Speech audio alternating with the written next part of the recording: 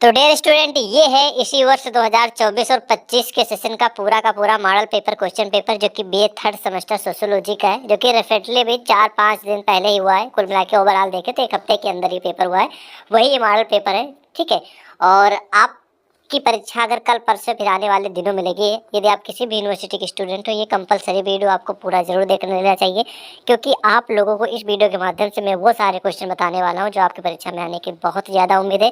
Plus वो question बार बार repeat हो रहे हैं, तो इस बार भी आने की संभावना पूरी है, तो वो बताने वाले हैं। और साथ में आप लोगों को जो महत्वपूर्ण प्रश्न है, इन सभी का उत्तर मैंने तैयार कर लिया, वो भी आपको हम देने वाले हैं विद पीडीएफ। तो बिना देरी के वीडियो को पहले शुरू करते पहले जान लेते कौन कौन से महत्वपूर्ण प्रश्न है, फिर पीडीएफ की हम बात करेंगे। प्रूफ के तौर पे देख लीजिए, बीए सेकेंड ईयर सेमेस्टर आपका थर्ड है, सब्जेक्ट सोशियोलॉजी है, प्रश्न पत्र का नाम social change and social movement in India है। समय 2 आवर्स आपको भी मालूम है कि 2 घंटे का मिल रहा है, कुछ यूनिवर्सिटी 3 का भी दे रही है। 75 का पूर्णांक होगा, ठीक है। सबसे पहले सेक्शन ए यानी कि खंड आएगा, जहाँ पर आपको अति लघु उत्तरीय प्रश्न देखने को मिलेंगे। अति लघु उत्तरीय क्वेश्चन का उत्तर कितने शब्दों में लिखना है, ठीक है, और उसके लिए कितने नंबर दिए जाएंगे, पूरी दिशा निर्देश यहाँ पर दी जाएंगे, इनको रीड कर लेना, फिर क्वेश्चन का उत्तर करना है। तो पहला प्रश्न पूछा गया था कि भैया सामाजिक परिवर्तन से आप क्या समझते हैं, ठीक है। नोट कर लीजिए, रामबाण और हमेशा रिपीट होने वाला क्वेश्चन, ठीक है। इन सभी का उत्तर तैयार हो आपको मिल जाएगा, लेकिन पहले महत्वपूर्ण प्रश्न जान लीजिए, क्योंकि भाई जरूरी ये होता है कि हम भैया क्वेश्चन तैयार करें तो कौन से प्रश्न का उत्तर तैयार करें, क्योंकि क्वेश्चन तो बहुत सारे हैं। तो वो मैं आपको बता दे रहा हूँ, नोट करिए। ये रामबाण प्रश्न हमेशा रिपीट होता है, इस बार भी रिपीट होगा, नोट करिए। विकास क्या है और उद विकास, दोनों महत्वपूर्ण प्रश्न नोट कर लीजिए। रामबाण प्रश्न भैया विकास से क्या तात्पर्य है, और यहीं पर एक और क्वेश्चन भी ऐड हो सकता है, उद विकास, तो दोनों महत्वपूर्ण नोट करिए। अगला प्रश्न है कि लौकिकीकरण से आप क्या समझते हैं, इसके बारे में लिखने के लिए बोल रहा है। ये भी क्वेश्चन आप सभी के लिए 70% महत्वपूर्ण है, मतलब 70% उम्मीद है आपके एग्जाम में आने की, ठीक है, तो नोट कर लीजिए इसको भी। अगला प्रश्न है कि सांस्कृतिक विलंबना को परिभाषित कीजिए। ये क्वेश्चन 50% मतलब आ भी सकता है, नहीं भी आ सकता, कभी कभी आता है, कभी कभी नहीं भी आता, तो आप इसको पढ़ भी सकते हैं और इग्नोर भी कर सकते हैं, डिपेंड ऑन योर, ठीक है, एंड मतलब कि आपके ऊपर डिपेंड करता है, डिपेंड योर सेल्फ, तो ध्यान रखेंगे। नेक्स्ट क्वेश्चन है कि सांस्कृतिकरण की परिभाषा दीजिए, फिर सांस्कृतिकरण को परिभाषित कीजिए। और ये भी एक महत्वपूर्ण प्रश्न है, कई बार रिपीटेड है, तो इसको हम 80% मान के चलते। क्वेश्चन लगभग यूनिवर्सिटी में और हर बार लगभग आया ही सांस्कृतिकरण फिर संस्कृत के बारे में, तो नोट कर लीजिए, महत्वपूर्ण प्रश्न है, नोट कीजिए तुरंत। इन सभी प्रश्नों का उत्तर जो मैं आपको बता रहा हूँ, इन सभी का बाकायदा उत्तर तैयार है, आपको मिल जाएगा, बस पहले महत्वपूर्ण प्रश्न जान लीजिए। नेक्स्ट क्वेश्चन है चिपको आंदोलन क्या है। क्वेश्चन हमारे हिसाब से आने की बहुत कम उम्मीद, तो इसको इग्नोर कर सकते हैं आप लोग, ठीक है। बाकी क्वेश्चन पूछा गया था, देखिए मॉडल पेपर का ही है, तो आप तैयार भी कर सकते हैं। और अगला प्रश्न प्रस्तुत है भैया कि क्रांतिकारी सामाजिक आंदोलन को स्पष्ट कीजिए, ठीक है। क्रांतिकारी सामाजिक आंदोलन बहुत सारे हैं, ठीक है, लेकिन इस तरह सेम टू सेम क्वेश्चन नहीं आएगा, इसकी कोई उम्मीद नहीं है, तो आप इसे इग्नोर कर सकते हैं, ठीक है। उसके बाद अगला प्रश्न है कि ब्रह्म समाज की स्थापना कब और किसके द्वारा की गई, जो कि रामबाण और हमेशा रिपीट होने वाला क्वेश्चन लगभग हमेशा प्रश्न, इसको जरूर नोट कर लीजिए, इसके आने के ज़्यादा चांस है, 100% नोट कर लीजिए, ठीक है, नोट कर लिया। उसके बाद अगला प्रश्न है कि अस्थानीयकरण को स्पष्ट कीजिए। अस्थानीयकरण आता है क्वेश्चन, लेकिन बहुत कम आता है, तो मेरे एक्सपीरियंस के अनुसार आप इसे इग्नोर कर सकते हैं। हमारा उद्देश्य ये है कि आपको वो सारे क्वेश्चन बताएं जो परीक्षा में बार बार रिपीट हो रहे हैं और इस बार भी आने की संभावना है, बस, ठीक है, ताकि आपको एग्जाम में हेल्प मिल सके। अगला प्रश्न है कि जनन से आप क्या समझते हैं, इसके बारे में लिखिए। ये भी क्वेश्चन आ भी सकता, नहीं भी आ सकता, तो पढ़ भी सकते हैं इसका उत्तर, और आप इग्नोर भी कर सकते हैं, ठीक है, इग्नोर भी कर सकते हैं, पढ़ भी सकते हैं, ठीक है।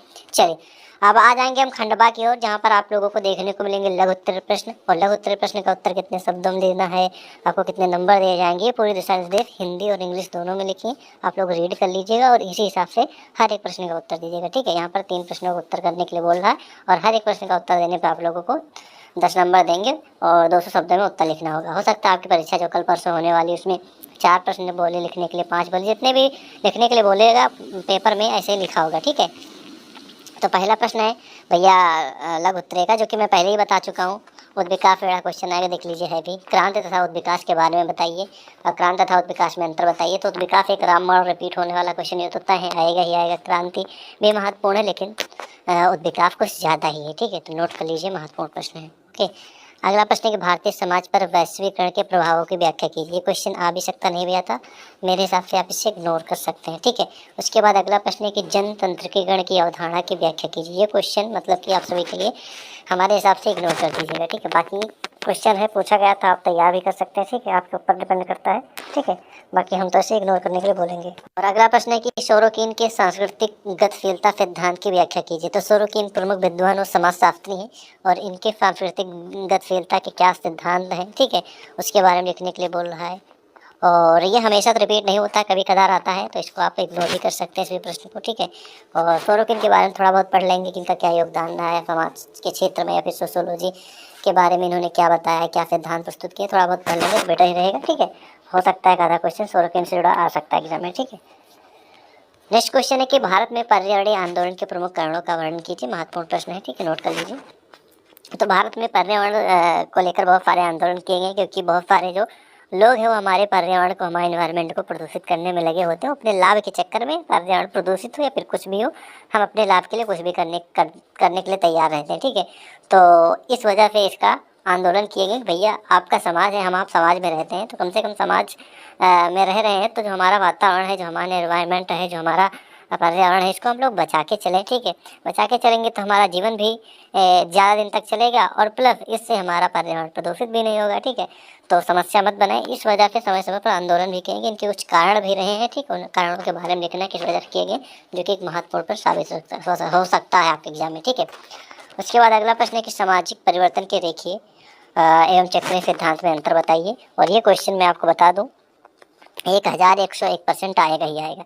मेरे एक्सपीरियंस के अनुसार पिछले 6-7 साल हो गए आप लोगों को यूट्यूब पर क्लास देते हुए, ठीक है।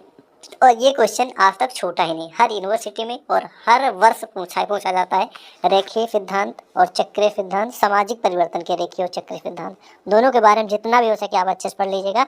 इन दोनों क्वेश्चन का उत्तर तैयार कर लेंगे तो आपके 10-12 नंबर कहीं नहीं जाने वाले, वो पक्के पक्के हैं। मतलब ये प्रश्न रामबाण वाला, फंसता ही फंसता हमेशा, ठीक है। हवा में बात मत लीजिएगा, आप लोग बाद में पछताएंगे अगर नहीं प्रश्न इसका उत्तर, मतलब इस प्रश्न का उत्तर अगर नहीं तैयार करते। तो इस प्रश्न का उत्तर बाकायदा मैंने तैयार कर लिया है, आपको मिल जाएगा, ठीक है। और भी प्रश्न महत्वपूर्ण जान लेते हैं। अगला प्रश्न है कि भैया सामाजिक आंदोलन के संसाधन गतिशीलता सिद्धांत की विवेचना कीजिए। तो सेम टू सेम क्वेश्चन आने की गारंटी नहीं है कि सामाजिक गतिशीलता से जुड़ा एक आधा क्वेश्चन आपके परीक्षा में देखने को मिल सकता है। फिर से सुन लीजिए, सामाजिक गतिशीलता के बारे में थोड़ा पढ़ लीजिएगा, ठीक है। उसके बाद अगला प्रश्न है, महत्वपूर्ण है, कई बार रिपीटेड है भी, कि पश्चिमीकरण को परिभाषित कीजिए। भारतीय समाज में पश्चिमीकरण की प्रक्रिया द्वारा उत्पन्न होने वाले परिवर्तन को समझाइए। तो सेम टू सेम पूरा क्वेश्चन आने की गारंटी नहीं है, लेकिन पश्चिमीकरण के बारे में जब क्वेश्चन आएगा, पश्चिमीकरण की परिभाषा दीजिए, पश्चिमीकरण के बारे में लिखने के लिए आ सकता है क्वेश्चन, तो नोट कर लीजिएगा, ठीक है। उसके बाद अगला प्रश्न है कि सामाजिक परिवर्तन के रेखीय सिद्धांत, ये मैं आपको बता ही चुका। बाद आ जाएंगे हम दीर्घ उत्तरीय प्रश्न की ओर, जिनको आप लोग लॉन्ग टाइप के बोलते हैं। इसमें कितने क्वेश्चन करना है, उसका उत्तर कितने शब्दों में लिखना है, हिंदी इंग्लिश दोनों में यहाँ पर दिया गया, आप लोग रीड कर लीजिएगा अच्छे से। फिर आ जाते हैं हम पहले प्रश्न की ओर, दीर्घ उत्तरीय का। तो पहला प्रश्न है दीर्घ उत्तरीय का, सामाजिक आंदोलन को परिभाषित कीजिए तथा इसके विभिन्न प्रकारों की विवेचना कीजिए। यानी ये ब्राह्मण प्रश्न नोट कर लीजिए। सामाजिक आंदोलन की परिभाषा लिखना है, फिर सामाजिक आंदोलन के विभिन्न जो प्रकार हैं उनके बारे में लिखना है। एक महत्वपूर्ण और सिंपल सा और कॉमन क्वेश्चन है, बार बार रिपीट होने वाला है, तो इसको छोड़ के मत आइएगा। इसका उत्तर तैयार करके आइएगा, मैं भी इसका उत्तर तैयार कर लिया हूँ, भी आपको दे दूंगा, ठीक है। नोट कर लीजिए, महत्वपूर्ण प्रश्न है। अगला प्रश्न है कि आधुनिकीकरण को परिभाषित कीजिए तथा भारतीय समाज पर आधुनिकीकरण के प्रभावों को, यानी इम्पैक्ट है, उनके बारे में आपको विवेचना करने के लिए बोल रहा है, ठीक है। तो आधुनिकीकरण क्वेश्चन आप सभी के लिए 70% इंपॉर्टेंट है, 70% आ सकता है, ठीक है। उसके बारे में थोड़ा बहुत आप लोग पढ़ लीजिएगा, ठीक है। क्लियर, चलिए नेक्स्ट क्वेश्चन है कि महिला आंदोलन से आप क्या समझते हैं। एक महत्वपूर्ण और कॉमन क्वेश्चन ये भी, महिला आंदोलन, ठीक है। देखिए, महिला आंदोलन, कृषक आंदोलन, श्रमिक आंदोलन, पर्यावरण आंदोलन, ठीक है, ये सब कॉमन है, इनके बारे में आपको पढ़ लेना है, ठीक है। इनमें से 2-3 आंदोलन तो फंसे जाएंगे, ठीक है, रामबाण प्रश्न होते हैं, ठीक है। तो महत्वपूर्ण प्रश्न नोट कर लीजिए इस महिला आंदोलन के बारे में, प्लस भारत में महिला आंदोलन के जो विभिन्न स्टेज है, चरण है, उनके बारे में लिखने के लिए बोल रहा है। लेकिन मेन जो है महिला आंदोलन के बारे में तो आपको जरूर से जरूर तैयार कर लेना है, एक रामबाण प्रश्न साबित होगा। अगला प्रश्न प्रस्तुत है कि पैरेटो के सामाजिक परिवर्तन के सिद्धांतों का आलोचनात्मक मूल्यांकन कीजिए। मतलब पैरेटो एक प्रमुख विद्वान और प्रमुख समाजशास्त्री हैं, तो इनके सामाजिक परिवर्तन के जो सिद्धांत हैं, ठीक है, उसके बारे में आप लोगों को लिखने के बोल रहा है। लेकिन ये क्वेश्चन हमेशा रिपीट नहीं होता, कभी कदार आता है, तो आप इसका उत्तर तैयार भी कर सकते हैं, इग्नोर भी कर सकते हैं, ठीक है, ओके, ठीक है।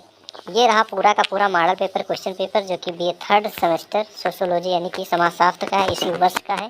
और रिसेंटली अभी हुआ है। तो इस मॉडल पेपर क्वेश्चन पेपर से जो जो प्रश्न आपकी परीक्षा में आने की संभावना है वो मैंने आपको बता दी। बाकी इन प्रश्नों के अलावा अन्य भी महत्वपूर्ण प्रश्न हैं जो आपकी परीक्षा में आने की पूरी उम्मीद है।